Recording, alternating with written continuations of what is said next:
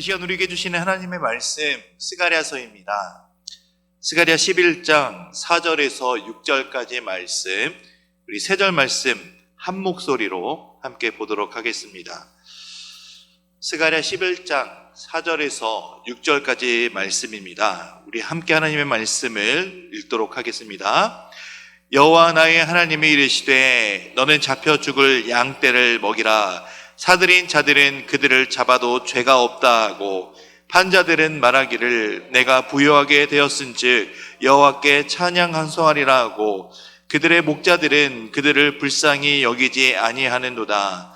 여호와가 말하노라. 내가 다시는 이 땅 주민을 불쌍히 여기지 아니하고 그 사람들을 각각 그 이웃의 손과 임금의 손에 넘기리니 그들이 이 땅을 칠지라도 내가 그들의 손에서 건져내지 아니하리라 하시기로. 아멘.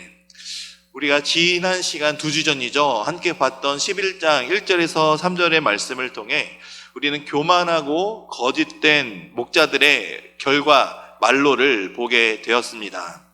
그들은 양떼를 잃어버릴 뿐만 아니라 그들이 쌓아왔던 그 모든 것들까지 상실하게 될 것이고 하나님 앞에 바로 서 있지 않고 하나님의 자리에 자기 자신들이 올라있는 교만한 자들, 그 교만 때문에 하나님께서 맡겨주신 양들을 다스리지 않고 억압하고 핍박하는 모든 거짓된 지도자들을 하나님께서 나무들과 어린 사자의 부르짖는, 즉 애곡하는 소리가 나는 것으로 심판하시는 것을 보았던 것을 기억하실 겁니다. 지난 시간 말씀을 통해 우리는 우리 마음속에 또 나 자신 속에 교만함이 있었는지 없었는지 돌아보는 시간을 가졌습니다. 오늘부터 이제 11장의 두 번째 단락인 4절에서 17절에 대한 말씀에 들어갑니다. 지난 시간에 말씀드렸듯이 4절에서 17절은 또 세 개의 단락으로, 소단락으로 구분을 할 수가 있는데요. 4절과 6절, 그리고 7절과 14절, 그리고 15절과 17절로 이렇게 세분화가 되어집니다. 오늘 말씀은 그 첫 번째 단락인 4절에서 6절 말씀을 함께 읽었는데요. 이 4절에서 6절의 전체적인 주제는 이렇습니다. 하나님께서 파송한 목자의 소명과 그 목자를 보낸 이유, 이것이 이 소단락의 주제라고 볼 수 있습니다. 전체의 단락이 그 4절에서 17절까지인 이 전체의 단락에서는 하나님의 파송한 목자의 두 가지 상징적인 행위를 하게 되게 되는데요. 그 중에 첫 번째 상징적 행위가 바로 오늘 말씀에 나오는 4절 말씀에 나오는 양떼를 먹이는 행위입니다. 근데 목자가 양떼를 먹이는 게 특별한 행위는 아니죠.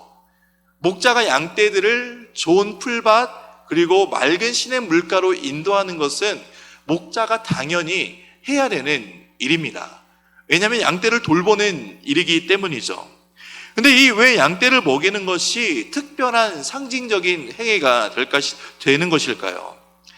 목자가 양떼를 먹이는 것은 이상한 일은 아니지만 오늘 본문에 나오는 이 양떼가 굉장히 특이한 양떼입니다. 바로 잡혀 죽을 양들이죠. 잡혀 죽을 양떼, 즉 도살당할 양떼들을 의미합니다. 곧 죽어야 하는 양떼를 먹이라 하는 하나님의 명령을 하나님께서 보내신 선한 목자가 행해야 되는데 이 양떼들은 바로 시장에서 매매돼서 도살되기를 기다릴 수밖에 없는 양떼들로 볼 수가 있습니다. 이 상황이 어떻게 시장에서 도살당할 수밖에 없는 양떼들인 것을 알 수 있냐면 우리 5절 말씀을 보면 알 수 있습니다. 우리 5절 말씀을 함께 읽겠습니다. 사들인 자들은 그들을 잡아도 죄가 없다 하고 판자들은 말하기를 내가 부요하게 되었은즉 여호와께 찬송하리라 하고 그들의 목자들은 그달을 불쌍히 여기지 아니하는도다. 아멘. 5절 말씀에서 세 부류의 사람들이 나옵니다. 사들인 자들, 그리고 판자들, 또 그들의 목자들이죠. 근데 먼저 보실 이 사들인 자들과 판자들, 이 두 부류의 사람들을 보면은 보통 사고 파는 게 어디서 그 일이 이루어지죠? 사고 파는 게 시장에서 이루어집니다. 사고 파는 것은 시장에서 장사하는 사람들을 볼 수가 있죠. 이 두 부류의 사람들을 보면 이 양떼들은 시장에서 매매되는 양들인 것을 알 수가 있습니다. 그리고 이 매매되는 양들은 결과적으로 이스라엘 백성들을 상징하는 표현입니다. 즉 이스라엘 백성들이 마치 물건처럼 이리 팔리고 저리 팔리고 옮겨다니며 멸시당하는 백성의 불쌍한 모습을 지금 5절 말씀과 4절 말씀을 통해 알 수 있는 것이죠. 한편 본문에서 이 양떼들을 사고 팔며 거래함으로 이득을 보는 자들을 사들인 자들과 또 판 자들이라고 합니다. 먼저 이 사들인 자들, 이 5절 말씀의 첫 번째 부분 다시 한번 읽어보면 사들인 자들은 그들을 잡아도 죄가 없다라고 말하며 5절 말씀이 시작되고 있습니다. 이 말씀의 원문 문장, 히브리어 문장으로 보면은 미완료 시제로 나타나는데 이 미완료 시제가 뭐냐? 아직 완료되지 않은 것이다. 그러니까 이제 사들인 자들이 이제 계속해서 양을 사들이는데 양을 사들일 뿐만 아니라 계속해서 도살하고 있다라고 하는 거죠. 그러니까 이게 끝나는 것이 아니라 계속해서 양들을 사고 그 양들을 죽이고 있는 게 그치지 않고 계속해서 진행되고 있다라는 것입니다. 더욱이 이 양들을 사며 죽이는 일을 계속하는 이 산자들은 이 양들을 죽이는 것에 의해서 죄책감을 하나도 느끼지 못합니다.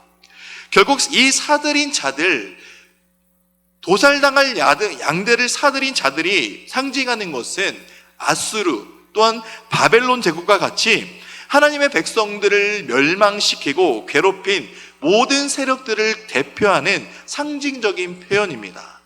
하나님의 백성들, 언약 백성들을 괴롭히고 멸망시킨 이 사들인 자들이 계속해서 하나님의 백성들을 죽이고 괴롭히는 일을 하고 있는데 그것에 대해서 죄책감을 전혀 느끼지 못한다라고 말씀에 나오고 있는 것입니다. 또 판자들 역시 계속해서 현재도 양들을 이 산자들에게 계속해서 팔고 있는 것을 나타내 주고 있습니다. 이들은 이스라엘 백성들이 멸망과 포로 상태에 처하도록 원인을 제공한 악한 세력들의 총칭을 나타내는 표현이라 볼 수 있습니다. 그럼 이 양떼들을 누가 지켜야 될까요? 이 양떼들이 도살당하지 않고 또 팔려나가지 않도록 누가 지키고 보호해야 할까요? 목자들이죠. 근데 오늘 말씀에도 보시면은 그들의 목자들 나옵니다. 우리 다시 한번 그 말씀, 5절 말씀 한번 띄워주시겠습니까? 그들의 목자들은 그들을 불쌍히 여기지 아니한다라고 말씀하고 있죠. 양떼들을 기르고 먹이던 목자들이 양떼들이 팔려나가는데 그대로 그냥 멀찌감치 보고 있다는 거죠. 그리고 그들이 죽임을 당해도 불쌍히 여기지 않는다라고 말씀하고 있습니다. 그럼 이런 지도자들이 과연 하나님의 뜻에 합당한 자들일까요? 하나님께서 이들 지도자들로 세우신 이들의 목적에 맞게 백성들을 보호하고 먹이는 목자들일까요? 이 그들의 목자들은 하나님께서 세우신 이스라엘의 지도자들을 상징하는데 이 지도자들은 결국 하나님의 뜻에 합당한 자들이 아니었습니다. 하나님의 뜻에 합당한 자들이었다면 하나님의 뜻에 합당하게 이스라엘 백성들을 가르치고 지키고 보호하는 지도자들이었다면 이 양떼들이 좋은 길로 또 올바른 길로 인도해야 될 것이고 좋은 풀밭, 맑은 시내가 있는 곳으로 인도해야 하는 사명을 가지고 그 사명을 잘 수행해야 됐습니다. 그러나 본절에 나오는 이 목자들은 오히려 자신의 양떼를 사망의 길로 죽음의 길로 이끌었으며 양떼가 죽고 사는 자들에게 내어주며 팔아버리는 결국엔 악한 자들입니다. 이들은 그들의 백성들이 고난을 당해도 조금도 불쌍히 여기지 않는 사람들입니다. 자기 자신의 이속만 챙기기 바쁜 공의와 사랑이 사라진 악한 목자들이죠.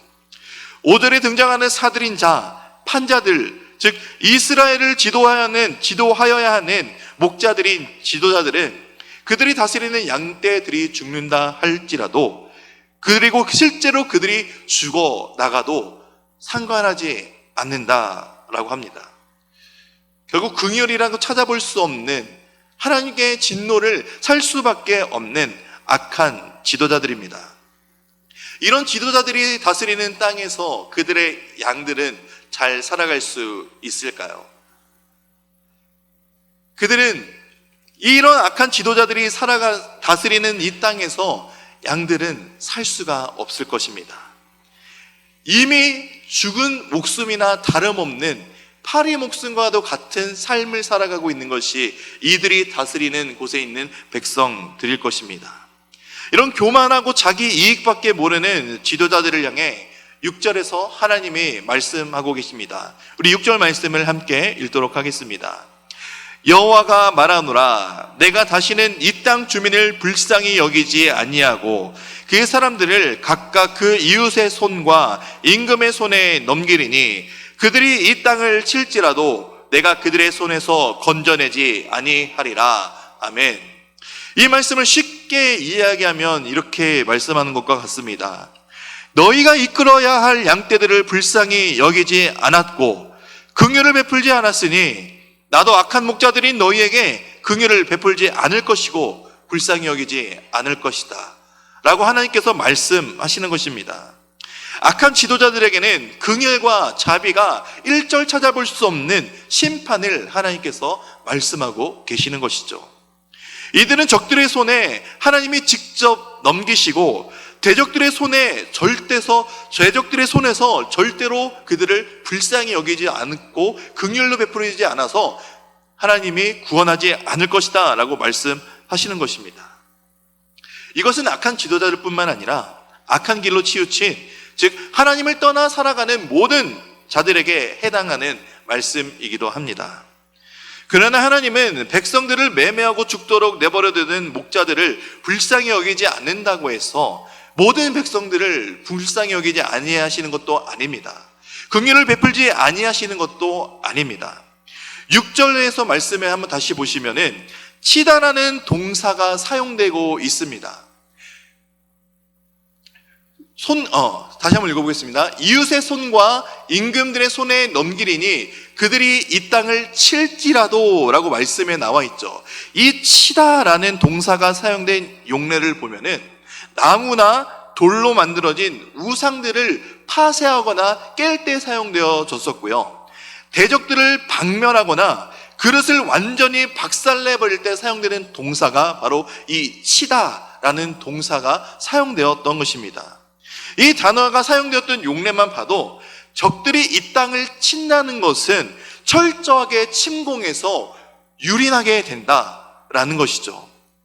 6절에서 사용된 이러한 표현으로 하나님의 혹독한 심판이 악한 지도자들 그리고 하나님을 떠나 사는 모든 자들에게 임했음을 고지하는 것이지만, 동시에 하나님께서 기회를 주실 때 하나님이 보낸 목자의 말을 들어야 함을 알려주시는 것입니다. 여기서 다시 한번 짚고 넘어가겠습니다. 우리 스가랴를 관통하는 한 가지 주제가 뭐라고 말씀드렸었죠? 회개입니다. 하나님께서는 여기서도 회개의 기회를 주십니다. 철저하게 심판할 것을 말씀해 주시지만 심판을 당하지 않으려면 내가 보낸 참된 목자의 말을 너희가 들어야 된다라는 말씀입니다. 이 말씀을 듣는 양떼들에게 희망의 메시지, 악한 자들에게는 심판의 메시지이지만 하나님의 말씀을 잡고 또 하나님만 바라보고 살아가는 백성들에게는 희망을 선포하는 메시지인데, 어떤 희망의 메시지일까요? 우리 4절 말씀을 다시 돌아가서 읽어보겠습니다. 여호와 나의 하나님이 이르시되 너는 잡혀 죽을 양떼를 먹이라. 나의 하나님께서 너에게 말씀하셨습니다. 너는 잡혀 죽을 양떼를 먹이라. 하나님께서는 악한 지도자들을 심판하실 그 심판을 하겠지만 심판을 받지 않는 양떼들에게는 새로운 목자, 하나님의 참된 목자를 보내주신다고 하십니다. 하나님이 보내는 참 목자, 선한 목자는 이전의 목자들과 같지 아니한 하나님의 말씀을 올바로 수행할 목자가 될 것입니다.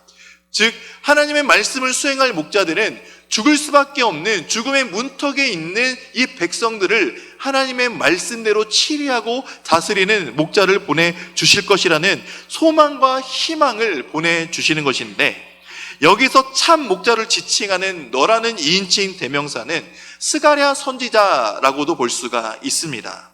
그러나 스가랴 한 사람만이 아닌 또 다른 사람들을 참된 목자로 볼 수가 있는데, 혹시 우리 4장에 나왔던 환상인 두 순금 등잔대와 두 감람나무 환상 혹시 기억하실까요?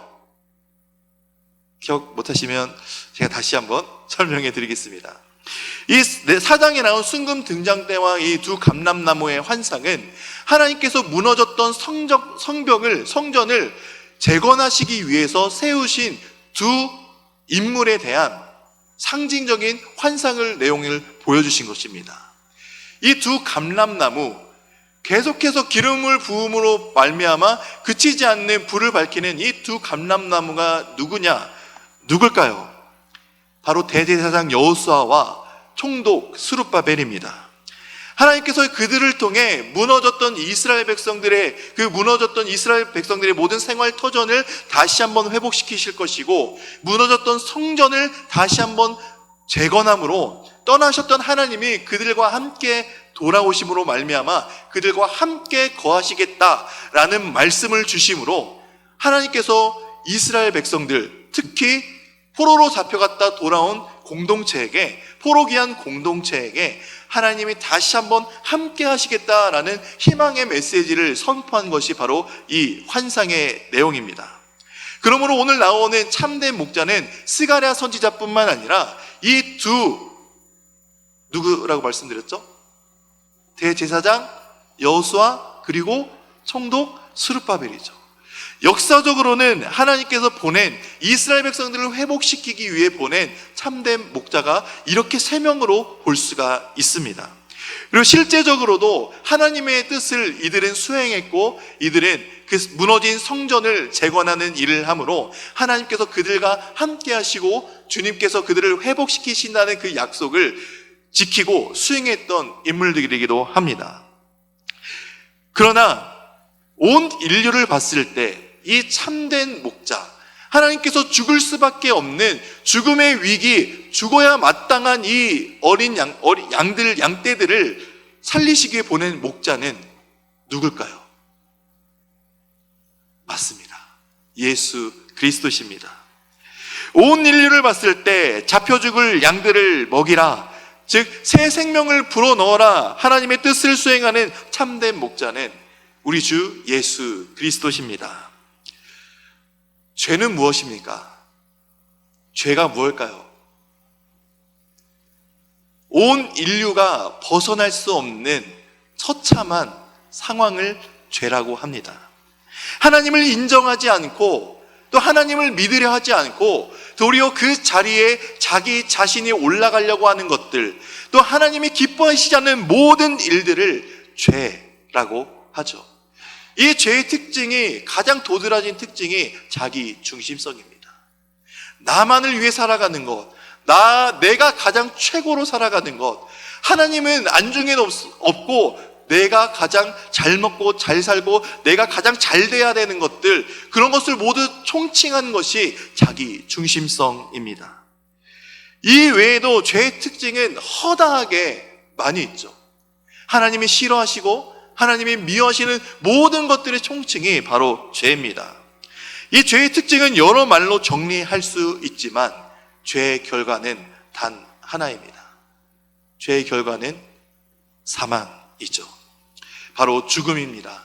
죄의 삭은 사망이라는 로마서의 말씀처럼 모든 죄인들은 결국 잡혀 죽을 수밖에 없는, 마치 도살당할 양처럼 두려움에 빠져 죽음을 기다릴 수밖에 없는 존재들이 바로 이 세상에 있는 모든 인류, 죄인들이죠.